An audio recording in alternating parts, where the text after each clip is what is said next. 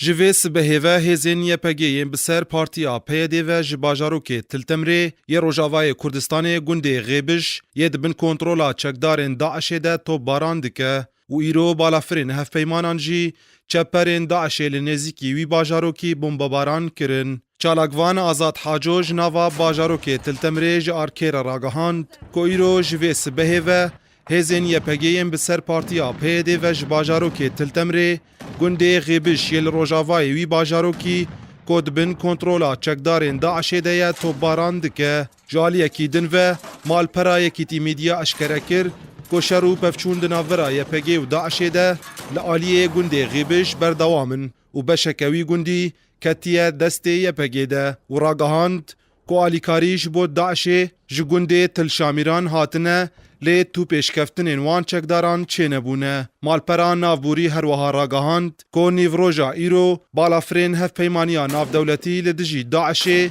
aliyê başûr yê gundê Xêbiş û gundê El Hewêc ku di destê Daişê de ne bombebaran kirin, lê wê malperê tû ziyanên Daişê eşkere nekir. Li ser rewşa bajarokê Tiltemrê çalakvan Azad Haco ji arkêre got, rewşa bajarokê me aram e lê ji ber ewlehî û parastina malbatan hemû jin û zarokên bajarok ji bo bajarê Hesekê û gundewarên wê hatine veguhestin û niha tenê xort û zelam ku ew jî ji bo berevaniyê diber bajarok de mane. Her wiha li ser rewşa wan kesên ku di nava wî bajarokî de mane, wî çalakvanî diyar kir ku jiyan di nava Tiltemrê de rawestiyaye û dergehê hemû dukanan hatine girtin û firin an ku nanpêja bajarok hatiye rawestandin. Beriya sê rojan çekdarên Daişê êrîşkirin ser bajarokê Tiltemrê û gundewarên wê ku navçeyeke Aşûrî û Siryanan û Kurd û Ereban tê de bi hev re dijîn û di encam de